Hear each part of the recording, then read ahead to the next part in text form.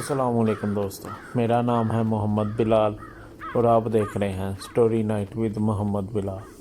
کہانی شروع کرنے سے پہلے میں آپ سب سے معذرت خواہ ہوں کہ میں نے اتنی دیر بعد آج ویڈیو اپلوڈ کی۔ میری مصروفیات کچھ ذاتی نوعیت کی تھی، اس وجہ سے میں آپ کو بتا نہیں سکتا۔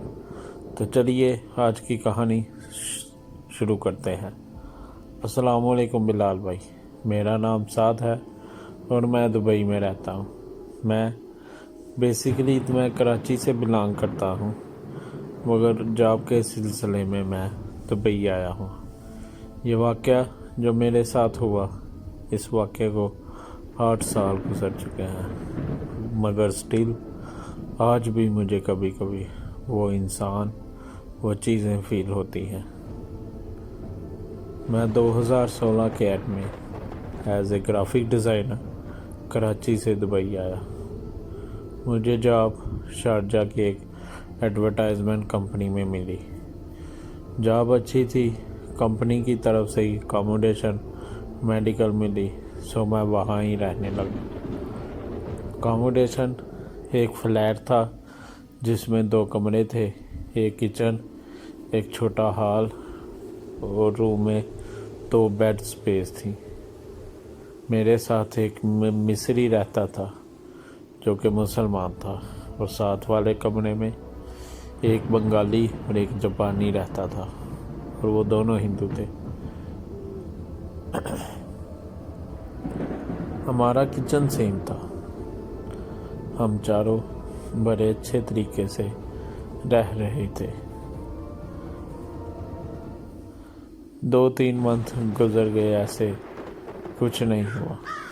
ایک رات اچانک نیپالی نے آ کے ہمارے کمرے کا دروازہ ناک کیا۔ میں پوچھا کیا ہوا، تو وہ کہتا ہے اس کے ساتھ روم میٹ کو کچھ ہوا ہے، اسے دیکھو آ کے۔ میں اسے دیکھنے کے لیے اس کے روم میں گیا تو میں نے دیکھا ان دونوں نے اپنے بیڈ سپیس کے بیچ میں ایک لکڑی کا بورڈ لگا کے 2 الگ الگ پارٹیشن بنائی ہوئی تھی، اور وہ الگ الگ رہتے تھے۔ میں 3 منتھ ہو گئے مجھے اس فلیٹ میں رہتے ہوئے، مگر میں کبھی بھی ان کے روم میں نہیں گیا۔ اور اس رات وہ پہلی رات تھی کہ جب میں اس کمرے میں جا رہا تھا۔ اس کمرے میں انٹر ہوتے ہی مجھے ایک عجیب سی سمیل آئی جو کہ بہت ہی گندی تھی۔ میں اندر گیا، اس کی پارٹیشن میں گیا، دیکھا تو وہ وہاں نہیں تھا۔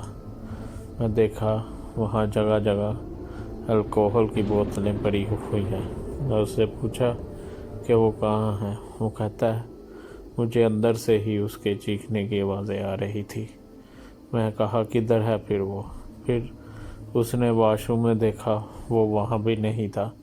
میں کچن میں دیکھا، وہ وہاں بھی نہیں تھا۔ باہر کا دروازہ بھی لاک تھا۔ وہ بنگالی کدھر گیا پتہ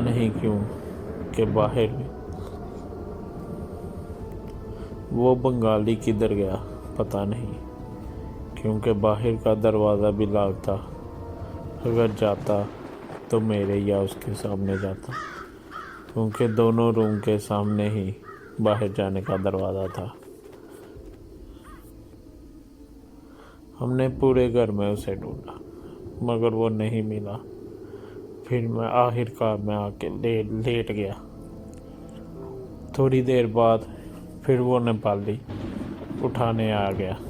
اس بار میں اور میرا مصری دوست، ہم دونوں اٹھے اور اس سے پوچھا کیا ہوا، تو وہ کچھ بولا نہیں، صرف اس نے اشارہ کیا کہ ادھر دیکھو۔ بلال بھائی آپ یقین نہیں کریں گے، جب میں نے دیکھا تو وہ بنگالی کچھ آگے ہی کالا تھا، اور پتہ نہیں کیسے اس کی آئیز ریڈ اور زبان باہر نکلی ہوئی، اور عجیب ٹیڑھا ہو کر زمین پہ لیٹا ہوا تھا۔ میں اس سے پوچھا یہ کہاں سے آیا؟ کہتا پتہ نہیں۔ میں جو میرا مصری دوست تھا اس کو ہندی نہیں آتی تھی، مگر میں نیپالی اور بنگالی ہندی بول لیتے تھے، میری اردو اور ان کی ہندی۔ وہ زمین پہ ایسے بیٹھا تھا کہ اس نے گھٹنوں سے اپنا بازو نکال کے سر نیچے کر کے بال پکڑے ہوئے تھے اور بہت زور زور سے چلائی جا رہا تھا، ہیلپ می ہیلپ می۔ ہم بولے یار خود کو چھوڑو، خود بازو نکالو، مگر وہ یہی کہے آئی کانٹ۔ خیر کیسے بھی کر کے ہم نے اسے نکالا اور اسے سیدھا کیا۔ نیپالی نے اسے پانی پلایا اور وہ پانی پی کے کمرے میں چلا گیا۔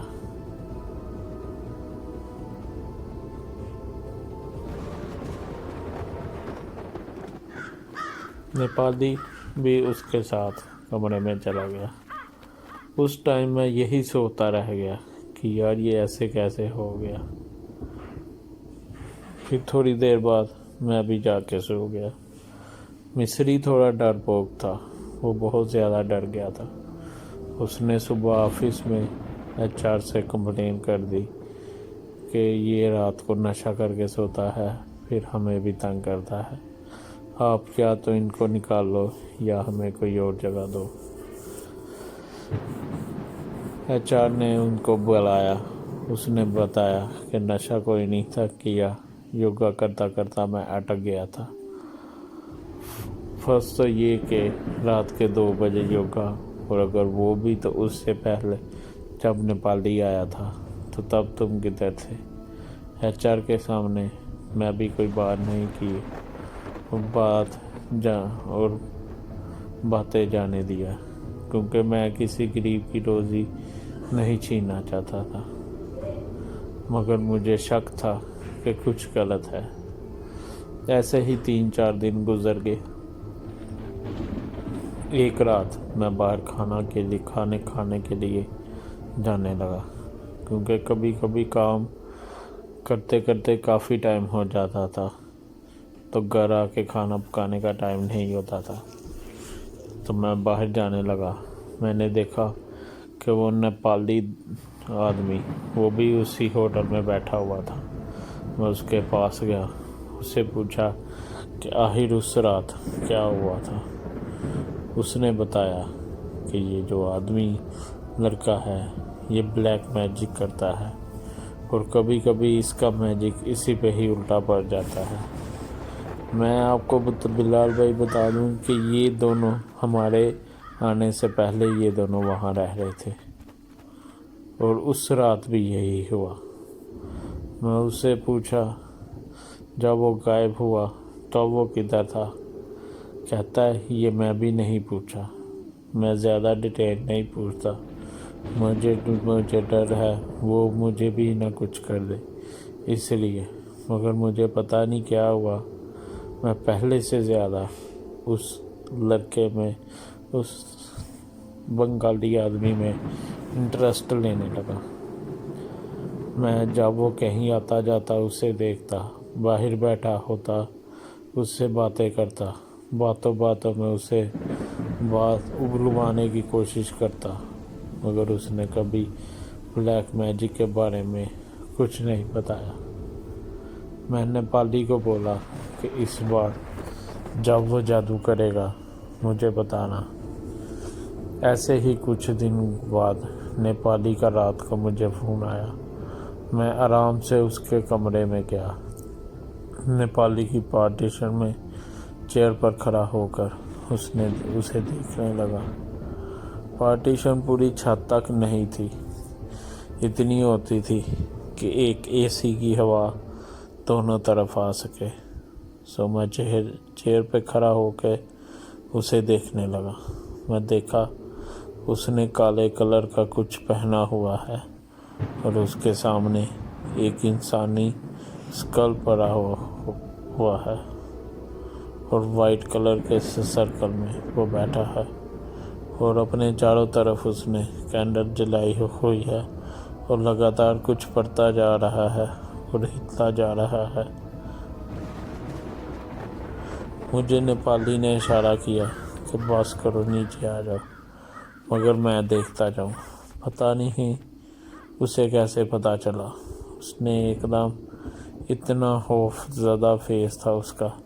उसने ऊपर देखा और मुझे घूरने लगा। मैं एकदम पीछे हो गया। मैं उस रात सो नहीं पाया। फजर के बाद मेरी थोड़ी देर आंख लगी तो मुझे ख्वाब भी बहुत बुरे बुरे आने लगे। जैसे मुझे ऐसे लगता कि मैं समुंदर में डूब गया हूँ। कभी कभी ऐसे लगता कि मैं किसी ऊंची बिल्डिंग से कूद गया हूँ। ऐसे अजीब अजीब ख्वाब आने लगे।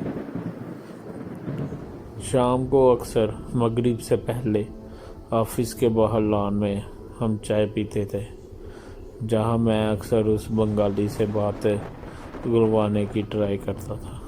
मगर उस दिन के बाद मैं उसके पास नहीं गया। अगले दिन उसे देखने के बाद जब मैं चाय पीने गया लॉन में, तो वो खुद मेरे पास आया। मुझे कहता, जो रात को देखा वो किसी को ना ही पता चले तो अच्छा है तुम्हारे लिए, और आज के बाद दोबारा ऐसा नहीं करना। वो इतना कह के जाने लगा। फिर थोड़ी देर बाद वो मेरे पास आया, कहने लगा, अगर बुरे सपनों के अलावा कुछ और हुआ तो बताना। बिलाल भाई, मैं वहाँ ही पत्थर बन गया कि इसे कैसे पता चला कि मुझे बुरे ख्वाब आ रहे हैं। मैं एकदम शॉक हो गया, क्योंकि मैंने अभी तक ये किसी से बात शेयर नहीं थी कि मुझे बुरे ख्वाब रात को आते हैं। मैं खुद पे आयतल कुर्सी पर के उसी टाइम फूका और खुद पे दम किया और बैठ गया। ऐसे ही कुछ दिन गुजर गए। मुझे ख्वाब आते जाए। ना मेरी नींद पूरी हो रही थी और ना मैं ठीक से कुछ और कर पा रहा था। मैं उसके पास गया। उसने मुझे एक तवीज़ दिया और कहा कि ये डालो। और उसने बताया कि वो लोगों की भलाई के लिए जादू करता है। जब मैं कर रहा था तुमने देखा, इसलिए वो तुम्हें तंग कर रहे हैं, मगर मैं वो तवीज़ नहीं डाला। मैं नेक्स्ट डे पाकिस्तान अब्बू से बात की, उनको सब बताया। उन्होंने वहाँ किसी से बात की और दुबई में ही मुझे किसी से मिलने को कहा। बिलाल भाई, उनसे मिलने में मुझे 3 दिन लग गए। मैं ऑफिस से जा नहीं पा रहा था। जैसे ही जुम्मे की छुट्टी हुई मैं चला गया। इन 3 दिनों में मैं जानता हूँ और मेरा अल्लाह जानता है कि मेरे साथ क्या क्या हुआ। उन चीज़ों ने तरह तरह से मुझ पर अटैक किया। मुझे भूख नहीं थी लगती। मैं खाना खुद बनाता था और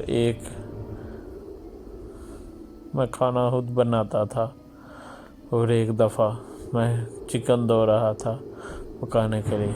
पता नहीं मुझे क्या हुआ, मैं वो कच्चा गोश्त ही खाने लग गया। जब वो मिस्री ने मुझे हिलाया तो मैं वोमिट की। आगे वो ड्रीम में आता था। तो अब मुझे रियल में कभी कभी ऑफिस में कभी कर नज़र आने लगे। उन साहब से मिला, वो दुबई में एक मस्जिद के इमाम थे। उनको सब बताया। उन्होंने कहा, अच्छा किया तुमने वो तवीज़ नहीं डाला। मुझे इस सब का पहले से पता था। मैं पहले से ही पढ़ रहा हूँ तुम्हारे लिए। तुम उस जगह को छोड़ दो अब, और अपना कोई सामान भी वहाँ ना छोड़ना। अपने कपड़े, यहाँ तक कि अपना टूथब्रश, वो भी मेरे साथ शारजा आए और मेरी बिल्डिंग के नीचे मैं कंपनी के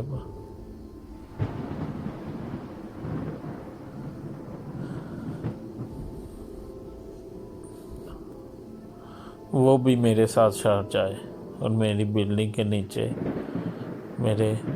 मेरे ऊपर से आने का वेट करने लगे। मैं जल्दी से ऊपर गया। मैंने उस जगह से सारा सामान लिया। उन्होंने मुझे ایک گوشت کا چھاپڑ دیا اور کہا کہ اسے اس جگہ رکھ کے آؤ جہاں تم سوتے ہو، اور اسی بیڈ کے نیچے میں رکھ کے میں کچن سے اپنے برتن وغیرہ لینے لگا۔ بلال بھائی، میں روم سے فریج میں سے اپنا سامان لینے گیا۔ میں دیکھا وہ گوشت کا وہاں کھلا پڑا ہوا شاپر بیگ وہاں کھلا پڑا تھا، جبکہ میں وہاں جب رکھا تھا تو میں بند رکھا تھا گرا لگا کے، اور میرے علاوہ اس گھر میں کوئی بھی نہیں تھا۔ میں جلدی سے نیچے چیزیں لی اور نیچے آیا، قاری صاحب کو بتایا، اور انہوں نے میرے کپڑے، میری ہر چیز پہ آب زمزم پھینکا، کچھ پڑا، اور میرے کچھ کپڑے نکال کے جو کہ میں اکثر رات کو پہنتا تھا ان کو آگ لگا دی، اور کہا کہ اس آفس میں سے اس لڑکے سے دور رہو۔ میرے سے پہلے ہی اس نیپالی اور مصری نے HR کو سب بتا دیا تھا، تو انہوں نے اس لڑکے کو نکال دیا۔ میں بھی اس کے بعد اس آفس نہیں گیا، نیو جاب ڈھونڈ لی اور شارجہ چھوڑ کر آ گیا۔ مگر آج بھی جب بھی میں اکیلا ہوتا ہوں یا اندھیرے میں ہوتا ہوں، مجھے وہ چیزیں ہانٹ کرتی ہیں۔ تو دوستو، یہ تھی آج کی کہانی۔ آئی ہوپ آپ کو کہانی پسند آئی ہوگی۔ میری آپ سب سے گزارش ہے، اس چینل کو سبسکرائب کریں، اس ویڈیو کو لائک کریں اور بیل نوٹیفیکیشن کو آن کریں۔ آپ سے ملاقات ہوگی کل انشاءاللہ۔ اللہ حافظ۔